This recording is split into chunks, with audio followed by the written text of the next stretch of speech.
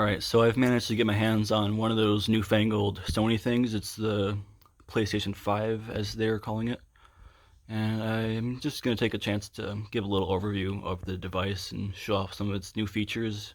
And yeah, so let's get right into this. So the first feature that we're going to take a look at is one of the ones that they're hyping up the most. It's the new SSD. So this is what it looks like. And as you can see, it's pretty small, pretty sleek. And so there's just the way it works. There's a little IDE port on the front of the unit, and it just kind of plugs right in there. And there you go. Your PlayStation 5 now has an SSD. And I haven't done any actual scientific tests on it in terms of performance or whatever, but I can say it's fast. Very fast. And reliability is a little bit of a concern for them, but I don't know. It seems well built to me. I'm not an engineer, but we'll see. Now that we've covered the SSD, we'll take a look at some of the options that it gives us for voice gaming. In fact, it's only one. I don't know why I said options, but anyway, this is what the microphone looks like. It's pretty small. It's actually not a headset as they advertise. It just kind of sits on the front up there. And then you got the little voice recognition box down here. And it plugs right into this USB port on the front of it. And it's pretty good because you don't have to have it all around your ear. You don't have to have that weird thing on your head that messes up your hair and gets all annoying. And also it allows multiple people to talk at once. And that's pretty cool. I think this is a big step up from the previous way of doing it. So now we'll take a look at the camera attachment that comes with the unit. See right there. And the thing that's really cool about this camera that not a lot of people have mentioned yet is that it's actually X-ray, which makes it better quality detail and can see through certain things.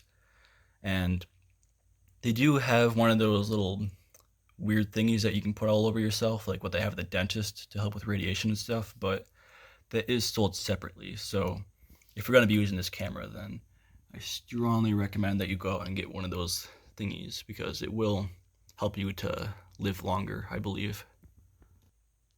So we spent a little bit of time looking at the hardware and the accessories so far, but now let's get on to the real meat of the PS5. And that is, of course, the games. So the games come on little discs, just like this. So this one's the new Dragonball game that's coming out. Everyone's pretty excited for it. So what you do is you put it on top. And as has been rumored, it's backwards compatible with pretty much every previous Sony console. So those you put on the same time. And what's really cool is the way you play them. So basically, just take all your games and you put them on. And it lets you put on quite a few. I'm not sure exactly what the limit is, but it seems to be pretty high. So you just stack them all up on top.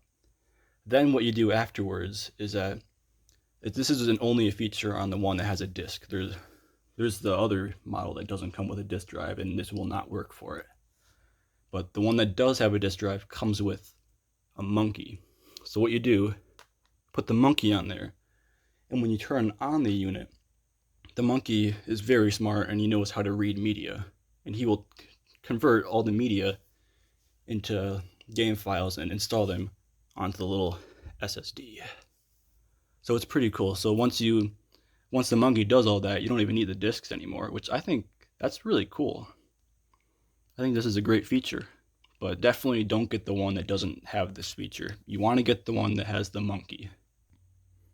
So this is one of the features that I'm most excited to show you. So as many people know, Sony these days has kind of been they've been trying to be more inclusive, I guess. That's one way to put it. They want everyone to be able to experience the PlayStation 5 in all its glory, no matter their background or whatever. And they don't want people to not be able to play all their great games just because they don't have fingers or something. So this is the new controller. It's very good because it's pretty much anyone can use it. Like, say this is my hand. I don't have any fingers whatsoever. Look, I can still hit all the buttons easily and comfortably. And this enables me to play all these games even though I have no fingers. So I think this is a great step forward for Sony, and they're doing a great job with inclusivity. So one of the most important features of pretty much any modern console is the internet connectivity features, and as expected, the PlayStation 5 does have the ability to go online and play video games with other players, as well as other things like watch the internet, which is great fun. So Sony's kind of taken a strange approach. So the new, let me just put it this way. If you have internet right now, your current setup is not good enough to play the PlayStation 5. It's actually uses completely new and then proprietary networking stuff that Sony invented. So basically what they're calling it is SonyNet, and you have to sign up to it through that. And they basically give you your own equipment that's pre-approved for SonyNet. And I haven't had the chance to play with anybody because I don't have it. And also nobody else has it, so even if I did have it, I wouldn't be able to find any players.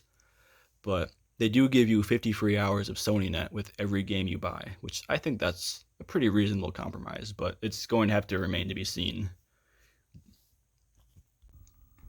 So right now I'm just going to take some time to show off some of the interface and the media options of the PlayStation 5. So I'm just looking at the interface right now. I gotta say, it's really slick. I don't know who they had designed this, but they need a raise. So as you can see, I'm on Spotify right now, and I'm hooking up to my 8K TV with my amazing stereo system, and let's just take a listen to Spotify and see how the audio stacks up on this thing.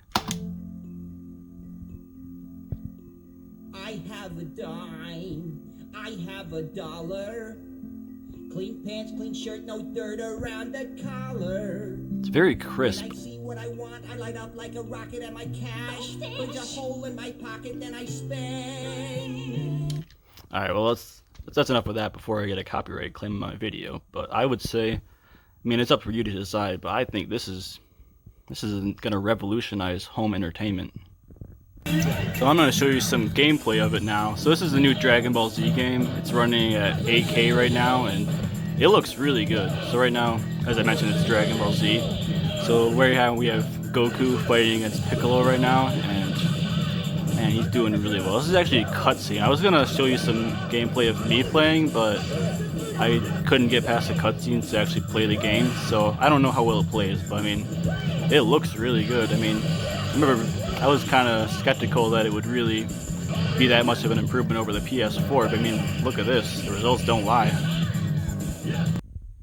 So yeah, I think that's about sums up everything I have to say about the new PS5. I think you guys should give it a try. I think you'll really like it, and make sure you look in the description for my Amazon affiliate links. Every time you buy from it, it supports the channel. You can buy everything I've shown in this video. So, bye for now, and long live Sony.